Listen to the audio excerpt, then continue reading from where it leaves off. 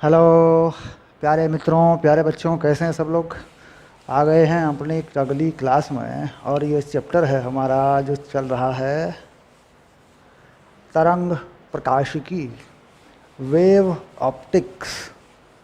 अंग्रेजी में क्या बोलेंगे इसको? Wave optics. वेव माने तरंग और ऑप्टिक्स जो है ये शब्द है प्रकाशिकी के लिए। तो अगली क्लास में आ गए हैं अपनी। पिछली क्लास में हमने हाइगेंस के सिद्धांत को पढ़ा था। अब हाइगेंस के सिद्धांत के आधार पर हमें प्रकाश द्वारा होने वाली कुछ परिघटनाओं की व्याख्या करनी है, यानी तरंग सिद्धांत के आधार पर हमें उनके सूत्रों को बताना है, सिद्ध करना है या बनाना है। इसमें अपवर्तन है, परावर्तन है और तरंगाग्र की जो आकृति है वह कैसे बदलती है परावर्तन में, अपवर्तन में। ये तीन बातें हैं इसमें। इसके बाद आ जाएगा फिर आगे डॉपलर प्रभाव। 11वीं कक्षा में तरंगों में आपने पढ़ा होगा डॉपलर प्रभाव, जानी मानी चीज़ है डॉपलर प्रभाव। प्रकाश का डॉपलर प्रभाव कैसा होता है ये समझेंगे। उसके बाद फिर एनसीईआरटी के उदाहरण हैं। यहाँ के बाद फिर आगे इस चैप्टर की जो इम्पोर्टेंट चीज़ें हैं, बड़े बड़े डेरिवेशन हैं, दो चार, वो शुरू हो जाएंगे। तरंगों का कला असंबंध योग जिसे कहते हैं अध्यारोपण, तरंगों का अध्यारोपण है ना। यानी जब दो तरंगें मिलती हैं तो परिणामी तरंग कैसी होती है, उसके आयाम कैसे होते हैं और उसमें प्रकाश की ऊर्जाएं किस प्रकार से बनती हैं, परिणामी ऊर्जाएं कितनी होती हैं, ये बात आ जाएगी। चलिए सबसे पहले हम करते हैं 10-3-1 समतल तरंगों का अपवर्तन। समतल तरंगों का अपवर्तन है और जिस प्रकार समतल तरंगों का अपवर्तन है वैसे ही गोलीय तरंगों का अपवर्तन भी हो जाता है, कोई बड़ी बात नहीं है। लेकिन सूत्र जो बन रहा है, वो जो सिद्ध किया जाना है वो है समतल तरंगों के अपवर्तन पर। और ये बिंदु है 10-3-1, पेज नंबर है 357। ठीक, एनसीईआरटी में हो सकता है एनसीईआरटी का कोई नया वर्जन हो आपके पास, उसमें पेज नंबर आगे पीछे हो सकता है। उत्तर प्रदेश सरकार ने इसी किताब को एक नए कवर के साथ लगा के बना के छापा हुआ है, तो चीज़ वही है, बिल्कुल एनसीईआरटी ही है। पंजाब में, मध्य प्रदेश में जो पाठ्य पुस्तकें हैं, राजस्थान में या सभी राज्यों में, बिहार में, झारखंड में, जहाँ भी अपने अपने कवर सबने लगाए हैं। जैसे तमिलनाडु में है तो तमिलनाडु में जो भाषा है वहाँ की उसके हिसाब से बनी हुई है एनसीईआरटी, और उसमें अपने अपने कवर लगा दिए हैं बस। ये बाकी इसी का अनुवाद कर दिया गया है। इंग्लिश में एनसीईआरटी है, वो इसी का अनुवाद है। तो मुख्यतः एनसीईआरटी लिखी गई है हिंदी में और उसके बाद उसको अलग अलग भाषाओं में उसका अनुवाद कर दिया गया है। चलिए 10-3 में 10-3-1 आ जाएगा। 10-3-1 तो यहाँ पे लिखेंगे समतल तरंगों का अपवर्तन। समतल तरंगों का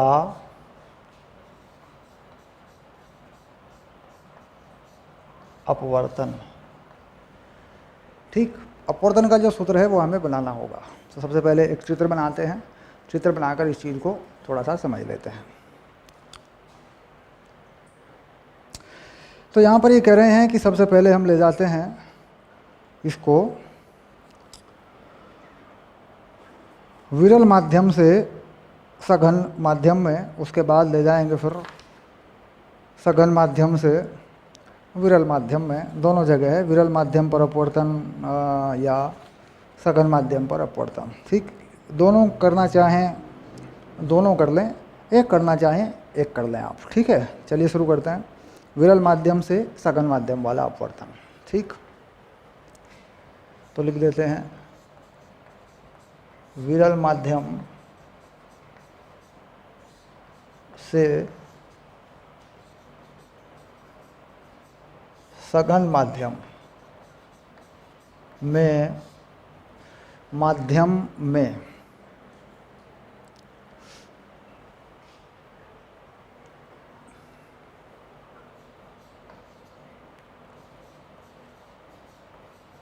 प्रकाश का संचरण, ये हो गया। ठीक, अब एक चित्र बनाएंगे और चित्र बनाते बनाते ही मामला हमारी समझ में आ जाएगा कि क्या करना है हमें।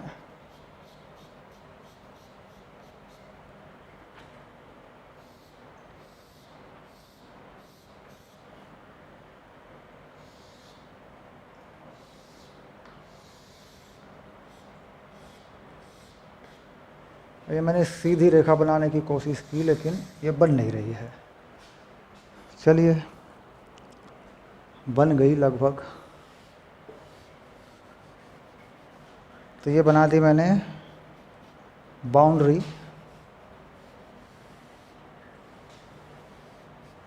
और इस बाउंड्री में ये बना देते हैं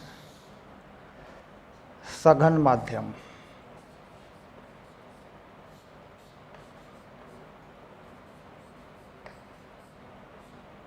इसका अपवर्तनांक लिख देते हैं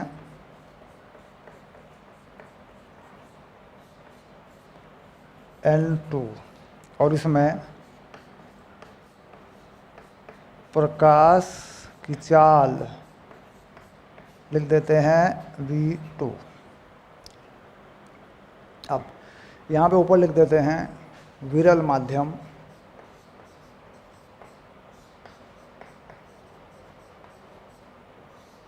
यहाँ का अपवर्तनांक लिख देते हैं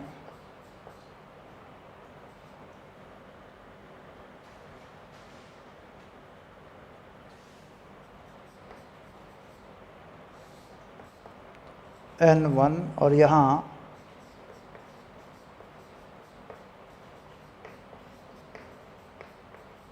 प्रकाश की चाल लिख देते हैं V1। ठीक, और कोई अभिलंब बनाकर एक तरंगाग्र को लेते हुए आते हैं और एक तरंगाग्र को यहाँ पर डाल देते हैं किसी कोण पर। तो पहले एक अभिलंब बना लेते हैं। ये बना लिया हमने अभिलंब।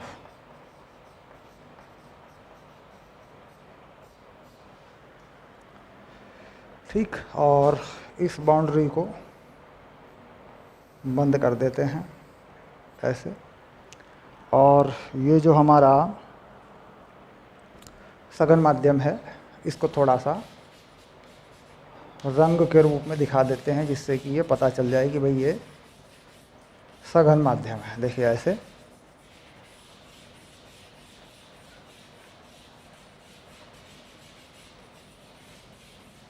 ये बन गया। देखिए, अब एक कोण I पर सबसे पहले एक प्रकाश तरंग को किरण की दिशा दिखाते हुए, प्रकाश किरण माने तो तरंग बन जाएगी, एक कोण I पर डाल देते हैं। देखिए ऐसे डाल रहे हैं अभिलंब के साथ, ये ऐसे इसको डाल रहे हैं ऐसे, और ये कोण बना देते हैं I, आपतन कोण। ठीक, अब इसके समानांतर दूसरी एक किरण और डालते हैं जो कि तरंग बनेगी, क्योंकि तरंग है ये भाई। किरण की दिशा मानी सीधी दिशा, उसी दिशा में आगे को तरंगें बढ़ रही होती हैं, तो बेसिकली ये तरंग है। और ये जो तीर का निशान है ये इसके चलने की दिशा है, गति की दिशा है।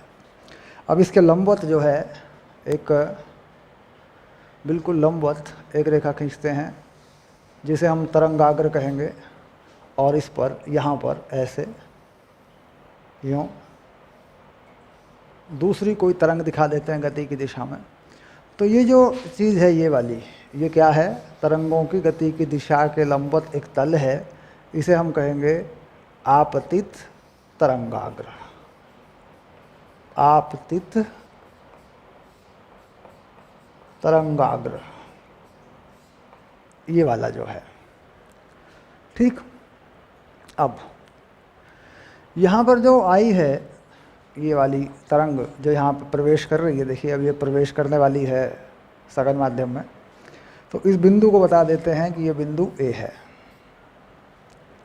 ठीक, अब इसके बाद अगर ये सघन माध्यम में जाएगी तो थोड़ा सा कोण इसका अभिलंब के साथ में कम होगा, यानी ये इस दिशा में न जा कर के थोड़ा सा इस दिशा में मुड़ जाएगी ऐसे। अब ये देखो थोड़ा सा कोण कम हो गया, थोड़ा सा कोण कम कर दिया मैंने, ठीक। उधर से जाने वाली अभी तक, यहाँ पे जो तरंग है वो है अभी तक सघन माध्यम तक नहीं पहुँची है, सघन माध्यम की बाउंड्री तक नहीं पहुँची है, यानी सघन माध्यम की सतह तक वो नहीं पहुँची है। तो उसको बिल्कुल उसी दिशा में चलाते रहेंगे ऐसे, और इन बिंदुओं के नाम दे देंगे ए बी, और यहाँ पर जो पहुँची है इसे दे देंगे सी।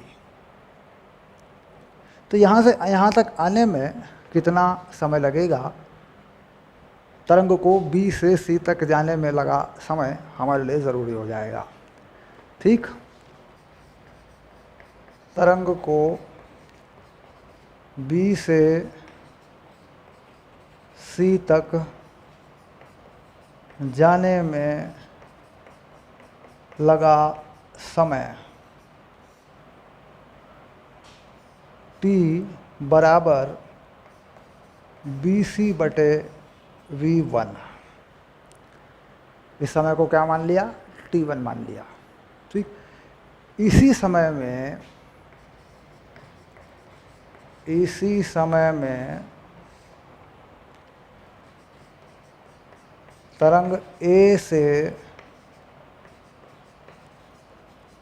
सघन माध्यम में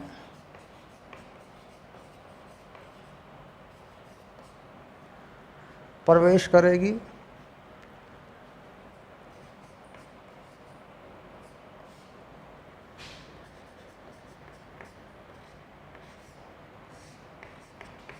तथा एक दूरी तय करेगी जिसे हम कहते हैं E, यानी इस बिंदु को क्या मान लेते हैं, यहाँ इसे मान लेते हैं E। AE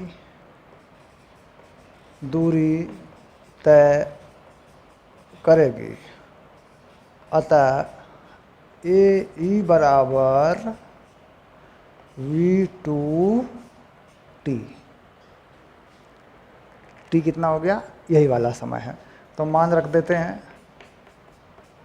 V2 BC/V1 आ गया, टाइम हट गया, क्योंकि इतने ही समय में जब ये यहाँ पहुँचेगी तो वो वहाँ पहुँचेगी, ठीक। तो कहता है कि एक और तरंगाग्र आपको मिलेगा, देखिए ये वाला तरंगाग्र आपको मिलेगा, ये रहा तरंगाग्र, ठीक, ये रहा तरंगाग्र। अब ये तरंगाग्र तैयार हो गया है, क्योंकि ये किरण यहाँ से आगे अब यूँ बढ़ेगी और ये आगे बढ़ ही रही है, ठीक। तो ये तरंगाग्र है, ये कौन सा है, ये है अपवर्तित। बिल्कुल आसानी से बात बन गई, देखो, अपवर्तित तरंगाग्र, ये देखो। अच्छा, अब EC मिला दिया। अब इन त्रिभुजों में हमें देखना है कि कोण किसको कौन सा माने। अब देखो, ये कोण जैसे I है मान लो, ठीक, और ये 90 है, तो ये कोण भी I हो जाएगा। ये कोण हम क्या मान लें, R मान लें, है ना, ये वाला कोण अपवर्तन कोण। तो 90 माइनस R, ये 90, तो इधर से ये R हो जाएगा। ज़्यादा झंझट नहीं करना, आसानी से लिख लेना है, ठीक। तो हमारे पास अब दो त्रिभुज तैयार हैं, एक संबंध तैयार है AE/BC। AE/BC कितना हो रहा है ज़रा देखें, V2/V1। हमारे पास आ गया AE/BC, है ना। अब त्रिभुज, ये वाला त्रिभुज ले लेते हैं ABC व AEC में, त्रिभुज ABC व त्रिभुज AEC में, ठीक, दोनों में लेने पर अब क्या करते हैं, साइन I का मान देखते हैं क्या होता है। साइन I निकालते हैं, साइन I बराबर साइन I बराबर कितना होगा, BC/AC, क्योंकि देखो ये यहाँ पर एक समकोण त्रिभुज है, देखो ये ऐसे समकोण त्रिभुज है, तो ये सबसे लंबी भुजा कौन सी है, AC है, यही इस त्रिभुज का कर्ण है। और कोण के सामने की भुजा को क्या कहते हैं, BC को क्या कहेंगे, लंब कहेंगे। तो लंब बटे कर्ण क्या हो गया, साइन आई हो गया। तो लंब कौन है, BC, कर्ण कौन है, AC। BC बटे AC। एवं आगे लिख देते हैं साइन R का मान भी लिख देते हैं। चलो साइन R का मान लिखो, साइन R का मान ढूंढो। साइन R का मान क्या होगा, इस त्रिभुज में देखो यहाँ पे ये समकोण त्रिभुज है, ये रहा देखो, और कोण के सामने की भुजा लंब हो जाएगी, हो जाएगा AE बटे AC। AE बटे AC। ठीक, अब sine i upon sine r करने पर साइन आई बटे साइन आर कितना हो जाएगा बताओ, साइन आई बटे साइन आर तो कितना हो जाएगा, BC बटे AC, AE है ना, BC बटे AE हो जाएगा। देखो ये BC, ये AE, AC कट जाएगा। अब BC बटे AE को उल्टा कर लेते हैं, या लिख देते हैं, और लिख देते हैं साइन आर बटे साइन आई, ये हो गया AE बटे BC। ठीक, इस समीकरण को पहली मान लेते हैं और इस समीकरण को दूसरी मान लेते हैं। ठीक, अब लिख देते हैं समीकरण 1 व 2 से, ऐसे दोनों समीकरणों को मिला देते हैं। ठीक, क्या हो गया देखो, V2 बटे V1 साइन R बटे साइन आई, तो साइन R बटे साइन आई V2 बटे V1। ठीक, अब यहाँ परिभाषित करते हैं V2 कितना हो जाएगा, C बटे N2, जहाँ C प्रकाश की निर्वात में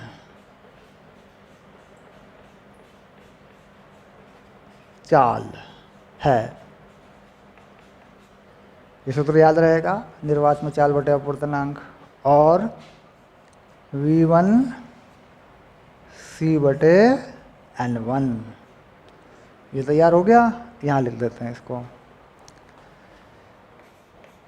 साइन R साइन आई, ये हो गया C बटे N2, और ये हो गया C बटे N1, ये C कट गया। ठीक, आगे बढ़ा दिया और आगे बढ़ा दिया, देखो साइन R बटे, आसान है, एक बार देख लो बस, मैंने कैसे किया ये देख लो बस, यहीं पे याद हो जाएगा बिल्कुल। ठीक, और बड़ा इम्पोर्टेंट है, N1 बटे N2, अतः N1 साइन आई बराबर N2 साइन R। ठीक, तो ये हो गया अपवर्तन का नियम, ये लो। ठीक, अब चाहे तो इसका फोटो खींच लो, मोबाइल में दबा दो, टक, नोट्स तैयार है, बिल्कुल तैयार है, बिल्कुल तैयार नोट्स है एकदम, कोई कुछ नहीं, कोई झंझट नहीं है। आ जाता है आपकी परीक्षा में, अर्धवार्षिक परीक्षा में, प्री बोर्ड में, वार्षिक परीक्षा में, फाइनल बोर्ड एग्ज़ाम में, बड़ा इंपॉर्टेंट है। ये देखो ऐसे कर लो। ठीक, इसका फ़ोटो ले लो, टिक कर दो इसको, हो गया डन, शाबाश। अब हम बात करेंगे, ये हमने लिया, अब हम लेंगे विरल माध्यम पर अपवर्तन, यानी अब हम जाएंगे सघन माध्यम से विरल माध्यम में। ठीक, बिल्कुल इसी तरीके से हम उसको भी करेंगे, पक्का करेंगे उसको भी। बड़ी अच्छी चीज़ है, बड़ा मज़ा आता है, बड़ा अच्छा लगता है। मतलब लिखने का शौक़ होना चाहिए हमें, हम बस लिखना चाहते हों। हाँ, लिखने के जो प्रेमी होते हैं, जो लिखते हैं, वो बड़े कामयाब होते हैं पढ़ाई, मैंने देखा है। लिखने का शौक़ होना चाहिए।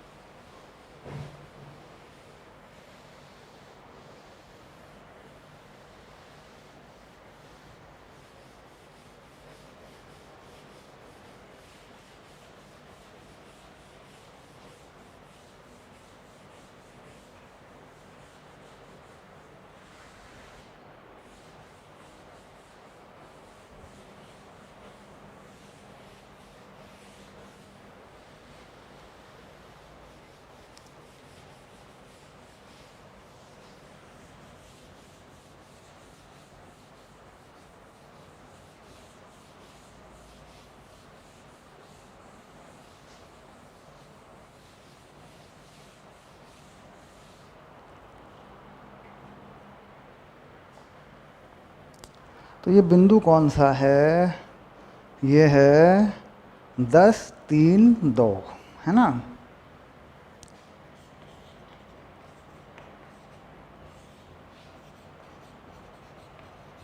सघन माध्यम से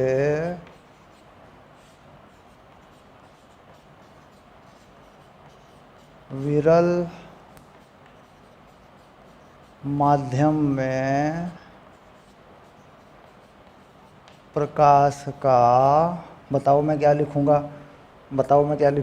प्रकाश का संचरण। ठीक हो गया।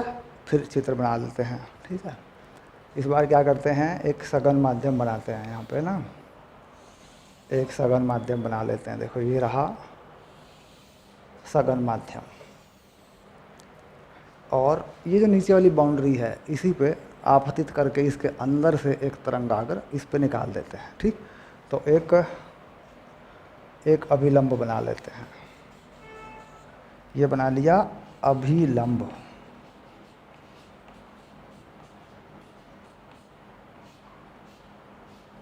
ठीक, अब इस पे एक कोण बढ़ता है, तो ये है कोण बढ़ेगा थोड़ा सा यूँ, तो इसको छोटे से कोण पे डाल देते हैं, यानी इसको ऐसे डाल देते हैं, यूँ डाल देते हैं। देखो ऐसे, ये रहा आपतित तरंगाग्र। और यहाँ पे अपवर्तनांक को कर लेते हैं n1, चाल को कर लेते हैं v1। ठीक, माध्यम कैसा है? सघन माध्यम है। इस पे लिख देते हैं सघन माध्यम, ऐसे।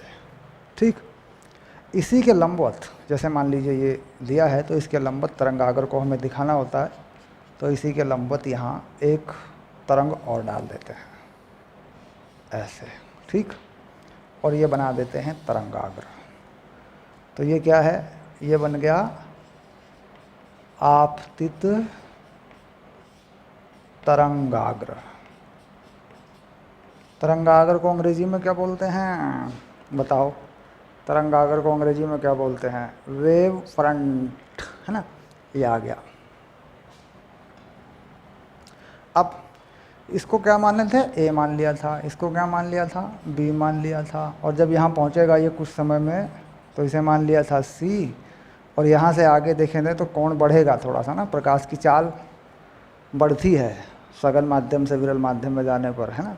तो ये कोण यहाँ पर जो आई है, ये वाला, तो ये भी आई हो जाएगा। ये तो पक्का माना हुआ है पहले से ही, ये 90 माइनस आई, ये 90 हो जाएगा, क्योंकि ये कोण 90 है। तो थोड़ा सा ये बढ़ेगा, देखो ऐसे, ये देखो ये बना दिया मैंने, ये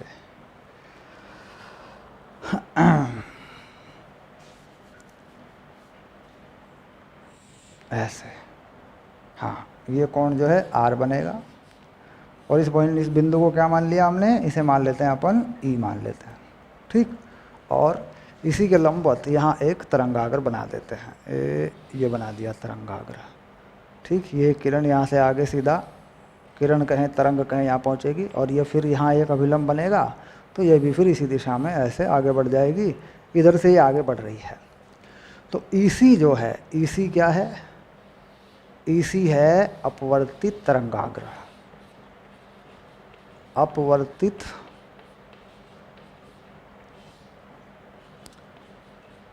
तरंगाग्र। ठीक, यहाँ के माध्यम क्या है? यहाँ का माध्यम है n2, चाल है v2। ठीक, ये सघन माध्यम है, ये विरल माध्यम है, तो इसका मतलब है n1 बड़ा है n2 से, ये भी लिख सकते हैं। ठीक, तो इसका मतलब v2 बड़ा हो जाएगा v1 से, क्योंकि विरल माध्यम में जाने पे प्रकाश की चाल बढ़ जाती है। ये भी हो जाएगा, देखो ये बातें। ठीक, अब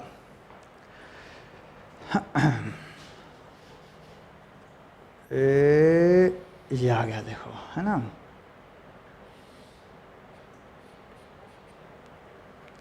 अब यहाँ पर B से C तक जाने में लगा समय। ठीक, तरंग को B से C तक जाने में लगा समय, बिल्कुल उसी भाषा में लिख देंगे। तरंग को बी से सी तक जाने में लगा समय, उस समय को क्या मान लेंगे, टी मान लेंगे। कितना है वह समय, वह है बी सी बटे वी वन। क्यों, क्योंकि इस माध्यम में प्रकाश की चाल कितनी है, वी वन है। चलो आगे बढ़ो। अब इसी समय में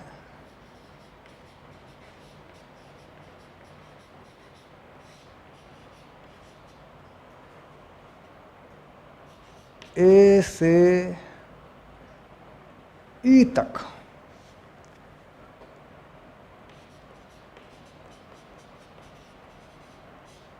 तरंग विरल माध्यम में चलती है तो ए ई जो है वो कितना होगा, वी टू टी, यानी समय तो वही रहेगा, समय तो नहीं बदलेगा। अच्छा, कितनी चाल हो गई है यहाँ पे, इस माध्यम में कितनी चाल हो गई है, वी टू। तो जितने समय में बी से सी तक पहुँचेगा उतने समय में ए से ई तक पहुँचेगा। क्यों, ए ई थोड़ा ज़्यादा क्यों दिख रहा है, क्योंकि चाल बढ़ गई, चाल बढ़ गई, थोड़ी ज़्यादा दूरी तय करेगा और अविलंब से दूर भी हटेगा। ठीक, चलिए अब इसके बाद टी का मान यहाँ से रख देने पर, तो ए ई वी टू, टी का मान हो गया बी सी बटे वी वन। तो हमारे पास आ गया ए ई बटे बी सी, बिल्कुल पहले की तरह वी टू बटे वी वन। इसे क्या माना था, समीकरण नंबर 1। ठीक, अब त्रिभुज ए बी सी व ए ई सी में, ठीक, इस कोण को क्या माना, आर। तो ये कितना हो गया, 90 माइनस आर, और ये 90, तो ये कोण कितना हो गया, आर। ठीक, अब लिख देते हैं त्रिभुज ए बी सी व त्रिभुज ए ई सी में sine I sine R, sine I यही होगा बी सी बटे ए सी, और साइन आर क्या होगा, ए ई बटे ए सी।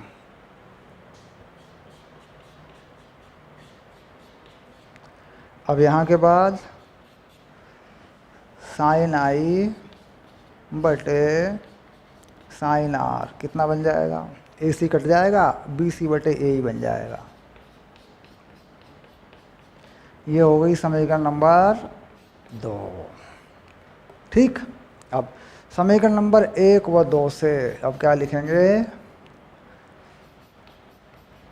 समीकरण नंबर 1 व 2 से क्या करेंगे, ए ई बटे बी सी को मिला देंगे। यहाँ पे ए ई बटे बी सी क्या है, साइन आर बटे साइन आई लिख देते हैं, साइन आर बटे साइन आई, और यहाँ पर क्या है, वी टू बटे वी वन। ठीक, और अपवर्तनांकों के पदों में चालों को लिखेंगे तो वी टू हो जाएगी सी बटे एन टू, और वी वन हो जाएगी सी बटे एन वन। ठीक, अब देखो आ गया साइन आर बटे साइन आई वी टू सी बटे एन टू, और ये सी बटे एन वन, ये कट गया। ठीक, तो साइन आर बटे साइन आई ये हो गया एन वन बटे एन टू, तो ये हो गया एन वन साइन आई और एन टू साइन आर, ये बन गया अपवर्तन का नियम। ठीक, सघन माध्यम से विरल माध्यम में। ठीक, सघन माध्यम, ये रहा देखो सघन माध्यम, ये रहा तुम्हारा सघन माध्यम। ठीक, तो सघन माध्यम से विरल माध्यम का ये डेरिवेशन पूरा हुआ। इसका फ़ोटो खींच सकते हैं, लो फ़ोटो खींच सकते हैं, देखो एकदम नोट्स बिल्कुल परफेक्टली नोट्स लिखा हुआ बोर्ड के ऊपर। ठीक, इसका नोट कटक मोबाइल में फ़ोटो खींच लो, डन, ठीक है। चलिए,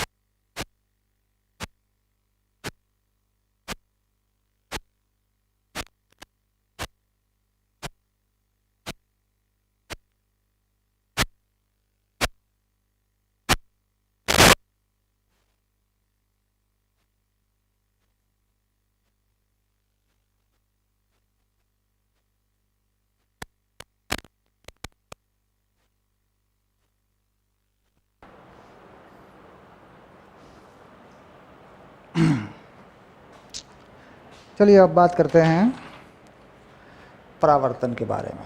ठीक, परावर्तन कैसे होगा। ये आ गया 10 3 3, है ना, 10 3 3 आ गया। परावर्तन के बारे में बात करते हैं।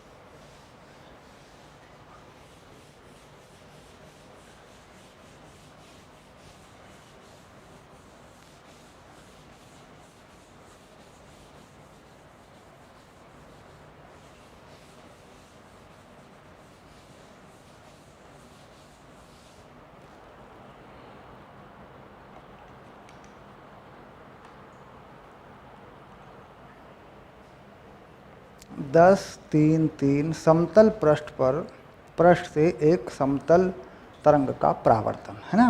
ये लिख लेते हैं 10 3 3 परावर्तन।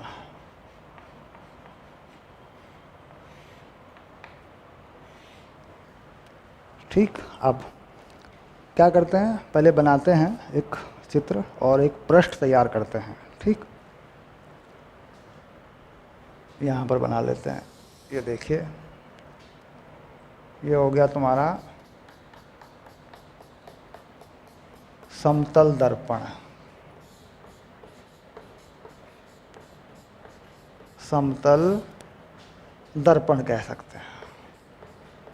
समतल दर्पण कहने में बिल्कुल भी कोई बुराई नहीं है। ठीक, ये आ गया।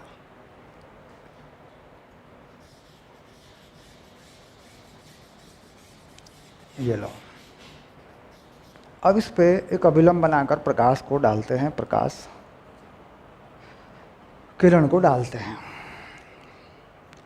सबसे पहले एक अभिलंब बना लेते हैं। ये बना रहा हूँ, देखिए अभिलंब ऐसे। ठीक, और एक कोण बनाते हुए प्रकाश किरण को डाल देता हूँ इसके ऊपर ऐसे।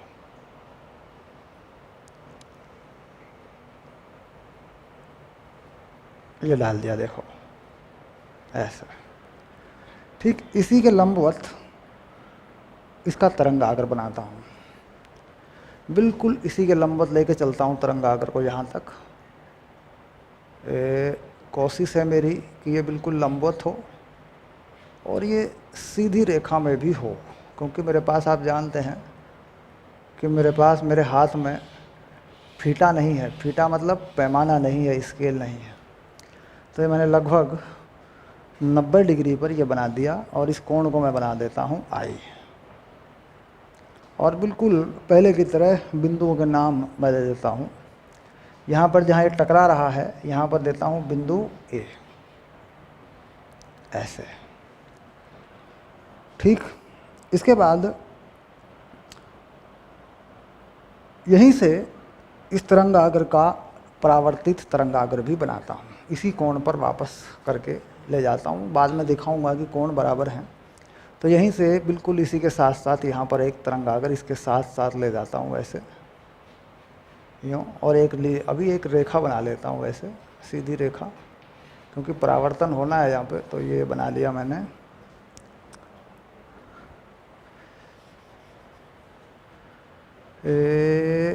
ये बनाया परावर्तन के लिए रास्ता, है ना, ये बना दिया, देखो हो गया। अब यहाँ पर भी एक तरंग बना देता हूँ ऐसे, ये बना दिया, ठीक। तो ये जो आप देख रहे हैं ये क्या है, ये है अपवर्तित, अपवर्तित नहीं आपतित, है ना, देखो शब्दों में गड़बड़ हो जाती है। आपतित तरंगाग्र, ये हो गया आपतित तरंगाग्र। अब ए है और इस बिंदु को क्या मान लें, बी है। अब बी से जितने समय में ये तरंग इधर आगे आएगी, यहाँ से ये तरंग यहाँ तक जाएगी, तो इस बिंदु को क्या माने, किताब के हिसाब से मानेंगे, इसको ई मान लेंगे जहाँ पर ये पहुँचेगी, यहाँ कहीं, ठीक। अब इसको ई मान लें ऐसे, ये तरंग परावर्तित होकर पहुँचेगी तो इसको यहाँ पहुँचा दें ऐसे, यहाँ पहुँच गई, ठीक। जब तक ये यहाँ पहुँचेगी, इसको यहाँ पहुँचाते हैं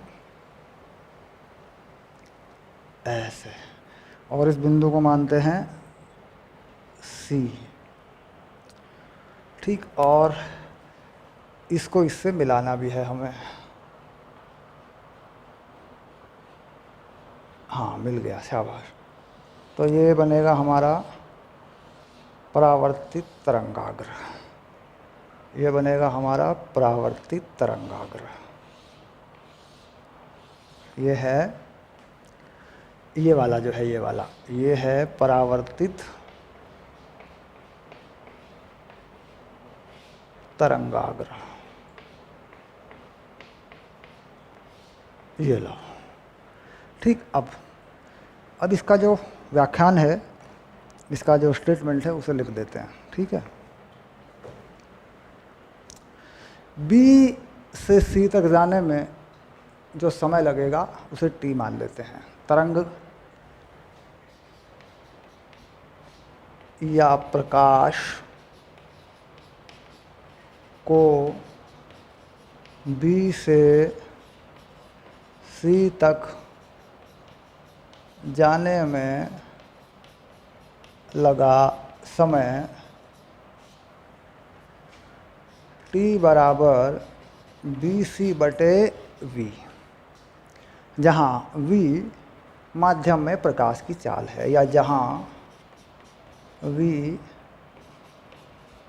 प्रकाश की, या तरंग कहें, जो भी कहें, तरंग की चाल है। इसी समय टी में, इसी समय में ए से परावर्तित होकर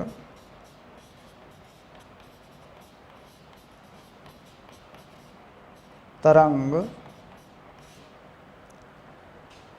बिंदु ई तक पहुंचती है,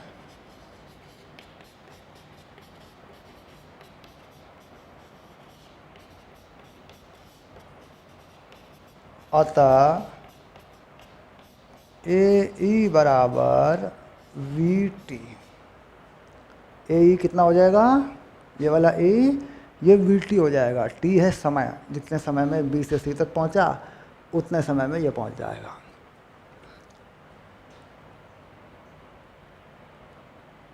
ए ई बराबर बी सी, ए ई बराबर बी सी आएगा, देखो बी सी भी वी टी है और ए ई भी वी टी है। अब त्रिभुज ए बी सी व त्रिभुज ए ई सी में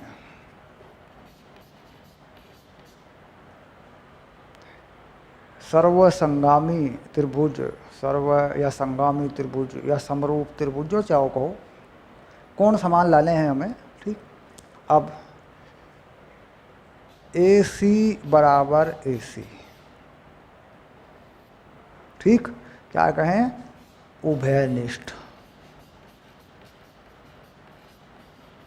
ये हो गया।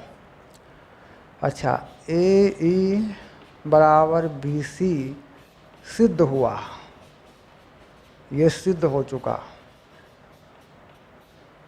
ठीक, ये दोनों भुजाएं सिद्ध हो चुकी। अब यह कोण I है तो इस कोण को I मान लिया जाए, ठीक, और इस कोण को R मान लिया जाए, ऐसे। तो हमें I और R दोनों बराबर बताने हैं, क्योंकि ये हमारा, देखो थोड़ा लाइट करके दिखाऊंगा, ये हमारा आपतित तरंगाग्र है, ओके, और ये परावर्तित तरंगाग्र है। तो आपतित तरंगाग्र का जो कोण है वो कितना है, I है दर्पण के साथ में, परावर्तित कोण का कोण R है दर्पण के साथ में, तो यानी दोनों कोण बराबर हों तब। अब AC बराबर हुए, AE और BC बराबर हुए, तो यानी त्रिभुजों की दो भुजाएं बराबर हो चुकी हैं। अब बात करनी है तीसरी भुजा की। तीसरी भुजा कौन सी है? तीसरी भुजा है EC बराबर AB, है ना, तीसरी भुजा है EC बराबर AB। क्यों? तरंगाग्र की मोटाई या चौड़ाई, जो भी लिखो, ये तरंगाग्र की चौड़ाई है, यानी कितने क्षेत्रफल में तरंग चल रही है उसकी ये चौड़ाई है, उसकी एक विमा है, तो ये भी समान होगी, ठीक। अब इसका मतलब हो गया कि कोण I बराबर कोण R, कोण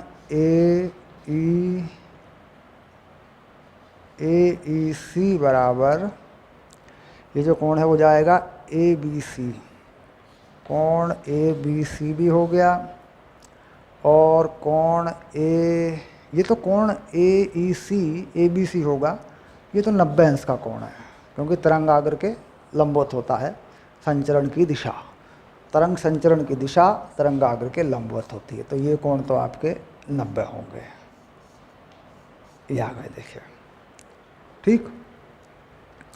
अब एक कोण और बचा, उसे भी लिख देते हैं, EAC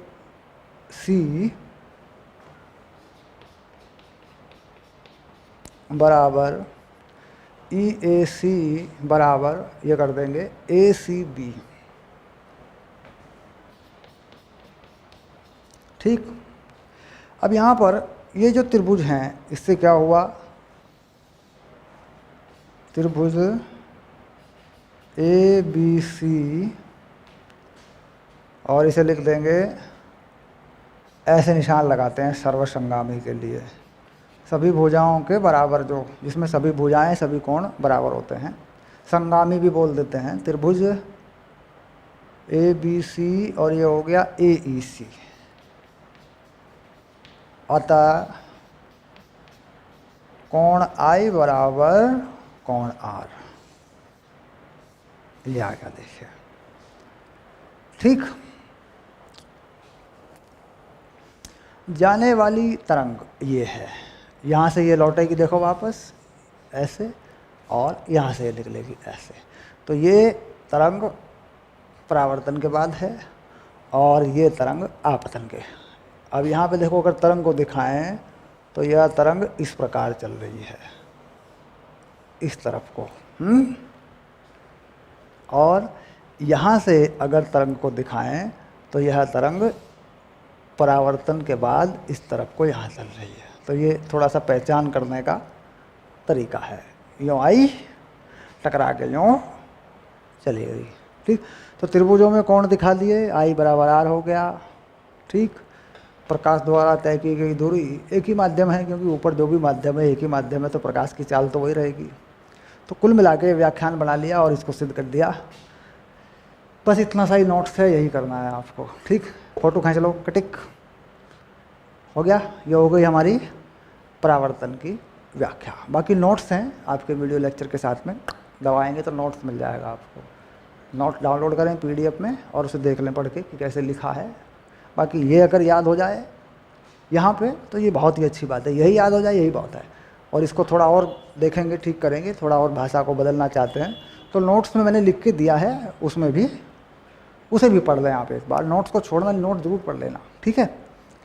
चलिए अब इसके बाद अगली क्लास में हम बात करते हैं कि परावर्तन या अपवर्तन में तरंगाग्र की आकृतियाँ कैसे बदलती हैं। बहुत ही महत्वपूर्ण बात है और एक सवाल इस पर बोर्ड एग्जाम में भी आता रहता है और प्रतियोगी परीक्षाओं में भी आता रहता है। ठीक।